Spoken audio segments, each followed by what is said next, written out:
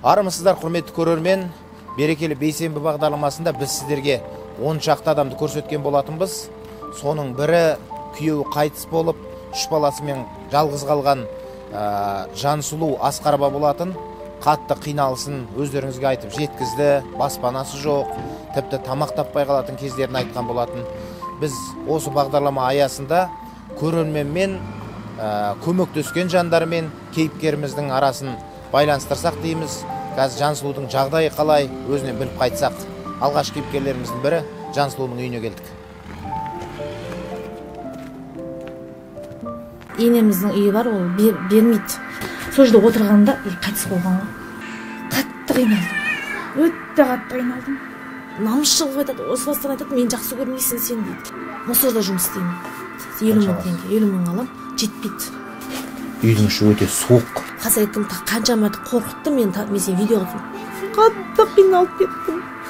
Өлейін десем балаларымды қимаймын. Балаларым қалып қалады жолда.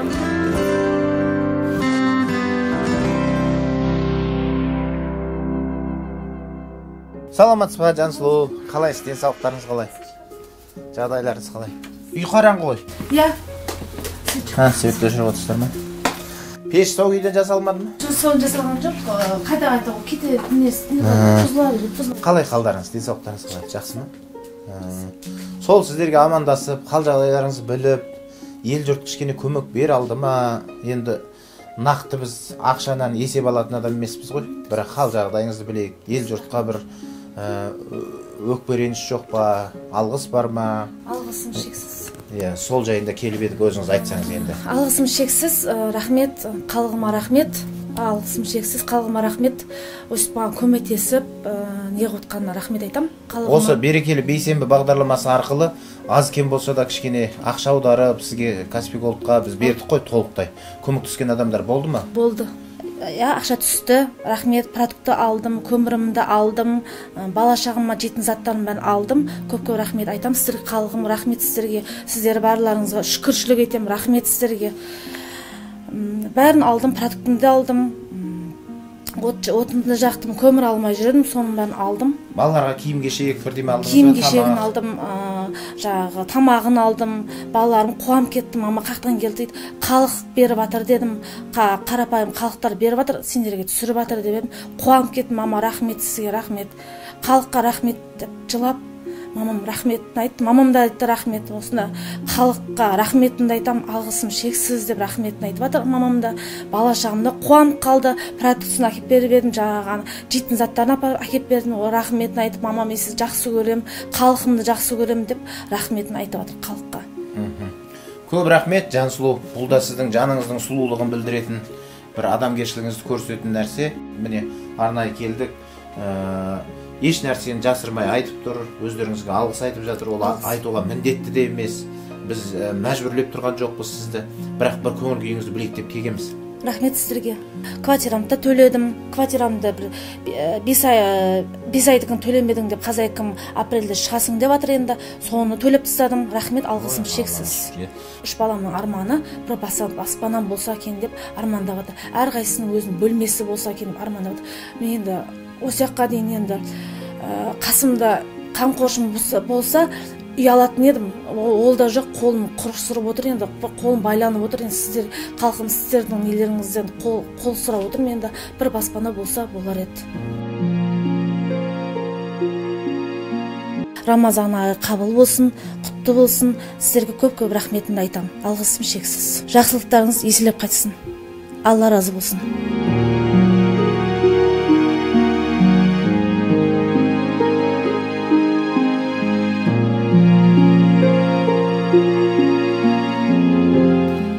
Міне, құрметті көрермен, өздеріңіз көрдіңіздер, Жансұлудың жүрегі жарылып қуанып жатыр. Осының бәрі сіздердің арқаларыңыз. Күн бұлттанса жауады, көп тілесе алады деген. Көп қорқытады, терең батырады. Сондықтан да осы көпшілікпен әрбір қазағымыз қиналған жандар көгеріп көктей берсін дейміз. Ал енді біз келесі кейіпкерімізге барамыз. Өздеріңіз көрген Жұмагүл апа қаншама көрермен көріп, ол кісіге жан ашып, біраз қаржы аударылған болу керек деген үміт бар бізде. Өз көзімізбен барып, апаның өз аузынан естіп қайтайық. Бізбен бірге болыңыздар.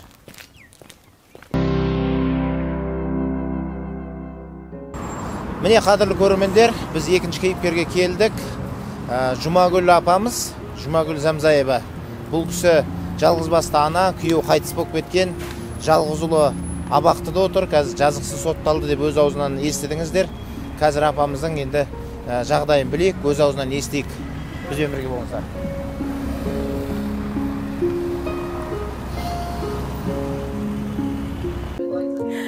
Келмейді, келмейді. Осындай жағдайда жүргеніне мен жүргенін қаламаймын. Болашақта бәрі жақсы болсын деп тілеймін денемде. Балам заттарын бәрін лақтырды, әкеге мешіттің әкеге заттарын бәрін лақтырып, тиындарын бәрін лақтырып, мама тек шықпаңызшы деп. Туысқандар вообще теріс қарап кетті, шыны керек. Те мына мешіттің алдына отырыңдар да қайыр тілеңдер деді. Ұрып та кеткен талай рет. Бетімде тырнап мына дала-далам шығарып кеткен күндер болған. Мына қазақтың дүниеде қазақтың қайыршылары өте қиын болады екен. Көбінесе киім, жақсы киімдер әкеп береді халықтар. Басқа шарасы жоқ. Менің шамам жетпейді ештеңеге.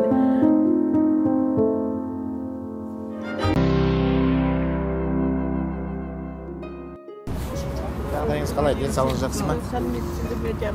Іздеп келдік апа сізді. Рахмет сіздерге, мыңда бір рахмет. Басым ием, жарықтарым, Алла разы болсын. Алла разы болсын сізге. Мына енді жеміс ағашы елгіш келеді дейді ғой. Сізде осы үлкен басыңызды кішірейтіп жатқаныңызға рахмет апа. Біз сол мына көрерменмен тікелей байланыс жасасақ деп едік. Сізге аз кем адамдар ақша аударды ма, көмектесті ма, сол кісілерге сіз өз аузыңыздан бір алғыс айтса деп едік, соған келіп тұрмыз апа. Не айтасыз? Рахмет. Аударды ма халқыңыз? Айналайын халқымнан осы мыңда бір рахмет айтам. 2 айымның квартирасын төлеп берді. О, жақсы. 2 айдықын төледім. Бірақ мені қинайтын баламды шығара алмай жатырмын. Баламды Верховный сотта сол 15 жылды қалдырды. Бәрі тіреліп тұр ақша. Ақша бермесең, ешкім сенімен сөйлесетін түрлері жоқ. Сол сонда іс жоғарғы сотқа кетті ма? Жоғары сот, кассационный сот қалдырып отыр ғой 15 жылда. Енді қазір Верховный сотқа берем, Конституционный сотқа берем. Потому что деланы вообще сөйерде таныстарым бар. Делаңыз, даже балаңыздың деласын даже бетінде ашпайды дейді. Қарамайды дей ма? Қарамайды, ақшасыз қарамайды. Ол Қазақстанда белгілі зат олды. Рахмет халқыма айналайын, Алла разы болсын, мыңда бір разы болсын. Наурыз айында тілейтінім осы көмектескені бар, сөзбен жуатқандар бар. Бәріне де басымды иіп, алғысымды айтам. Алла разы болсын бәрліктеріне. Көмектеріне рахмет. Мыңда бір шүкір етем. Ана бағдарламаны өзіңіз көрдіңіз ба, берекелі бейсенбі? Көрдім. Көңіліңізден шықты ма апа? Көңілімнен шықты. Көңілімнен шықты. Хабардағы бір-екеуін оқып берейінші сізге. Енді өзіңіз ашып көрдіңіз бе осы комментарийларды? Көбісін оқыдым, кейбіреулер. Оқыдыңыз ба? Бәрін оқыдым. Жауап бергендерге жауап бердім. Кейбіреулер ол жалмауыз бөшкеде отырып алып жұмысын істемейді. Жұмыс істемейді. Жоқ, көп жерде жақсы сөз жазыпты міне. Жақсы сөз көп. Иә, ардақты анам, жаным ана, жыламашы дейді міне. Алла сізді әр қашан қолдап қоршайды дейді. Немерелеріңіз өсіп соның рахатын көресіз дейді апа. Алла сізге қуат берсін, балаңыз ақталып шықсын дейді. Осындай аналарды жылатып, қайыртылетіп қойған үкімет бізге не үшін керек дейді. Әділдік деген жоқ дейді. Қаншама адам міне өзінің жақсы сөзін жазған, мен енді оқып таусамаймын. Алла разы болсын апамызға, көмек беруге тырысайық дейді. Сол ел жұрт көмек беріп жатыр ма деп келгенбіз ғой. Көмекті сол 2 айымдықын төлеп берді, соны тоқтады. Сонда да мен разымын. 2 айымдықын төлей алмай қалатын едім ғой. Қарайласып баламды шығарып бергенге көмектескен. Қаражатсыз шығара алмайсың. Мен соны түсіндім. Қаражатсыз шығара алмайсың. Ешкім сенімен сөйлеспейді. Енді қазір Рамазан ай ғой, ораза ұстадыңыз ба апа? Оразамын, оразадамын. Қабыл болсын, аузыңыз берік екен ғой. Берік, аузым берік. Баламды шығарбасам мен басқа ешкімнен ештеңе сұрамас едім. Өзім көмегімді көрсетер едім халқыма.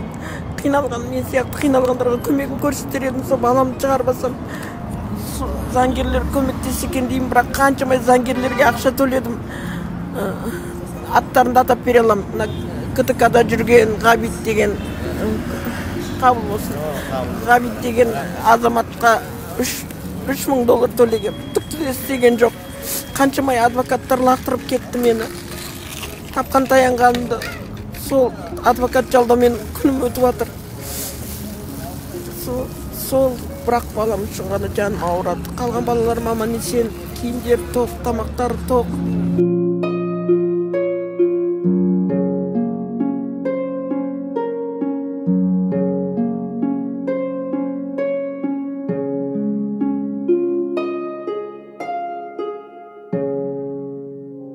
Берекелі бейсенбі ұжымына мыңда бір алғысымды айтқым келеді. Рахмет. Ешқандай теледидар, қаншама теледидарға түстім, өкіметтердікінде частныйларға да, бүкіл теледидарларға түстім. Ешкім ештеңке шешкен жоқ. Наоборот, өзіңді мошенниксің, андайсың, мындайсың, өтірік қайырсың деп шығарып салды. Мен сендерге мыңда бір алғысымды айтқым келеді. Сіздердің арқаларыңызда 2 айымдықын төлеп берді. 200 мыңнан 2 айымдықын төлеп берді. Халқыма рахмет. Алларына басым дейім. Әр семьяда отбасында жаманшылық көрмесін ешқайсысы. Еліміз аман, жұртымыз тыныш болсын. Бала шағалардың бәрі аман есен болсын. Ең құсап балаларын ойлап жыламасын. Шүкір. Рахмет апа. Рахмет жаным. Алла разы болсын, жарығым бақытты болайын. Балаларыңыз жылатпасын. Иә, қаңғып жүрген қазақтар үйлі болсын, жағдайлы болсын. Ешқашан қазақты жылатпасын.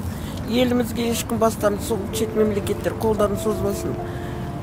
Тоқшылық болсын елімізде. Әр жастар бақытты болсын. Әр жастар бақытты болсын. Рахмет апа. Амандықта жолығайық. Балаңыз ақталсын. Міне, қадірлі көрермендер, Жұмагүл Замзаева апамыз осындай жағдайда қазір міне мешіттің қасында әлі отыр. Әппақ қарда, аязда, бұл кісінің қиналған өздеріңіз көргенсіздер. Міне көктем шықты, көгеріп көктесін деген тілек айтамыз. Бірақ анасын жылатпайтын, баласы абақтыда екенін ешқашан ұмытпайық. Сондықтан Алаштың аналарын әрқашан ардақтайық. Көмектессек осы кісіге әлі де болса сіздердің қол ұшын беріп аударған ақшаларыңызға шексіз риза болып отыр Рамазан айында. Айналайын адамдар, бәріңнің де анаң бар. Қаяу салмай көңілге анаға дұрыс қараңдар. Айналайын адамдар, бәріңнің де санаң бар. Адамзаттың киесі, жәннаттың да иесі, анаға дұрыс қараңдар. Олай болса қадірлі ағайын, әрбір ананың көз жасын құрғатуға қол ұшын берейікші. Біз қашанда бірлігімізбен жеңіске жетеміз. Осындай кісілерге қолдау көрсетейік. Аман болыңыздар.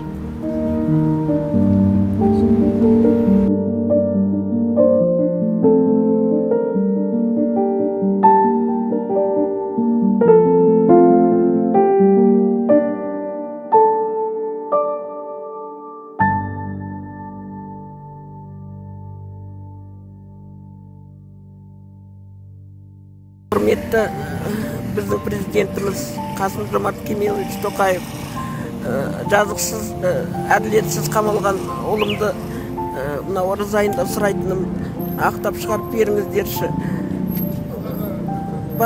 Рамазан айында рақымшылықпен шықса дейсіз ғой? Рамазан айында мына рақымшылықпен шығарып беріңіздерші. Бірақ балам сол асырайтын мені, асыраушы мен пенсиядағы денсаулығым жоқ, кемпірмін. Әрең жүрген мені кімнандай жағдайда қайыр сұрап отырмын мешіттің алдында. Құрметті президент Қасым-Жомарт Кемелұлы, тағы да сізде сұрайтынымды, баламды, әділетсіз қамалған баламды ақтап шығарып беруге қол ұшыңызды созыңызшы. Көмек сұраймыз сізден.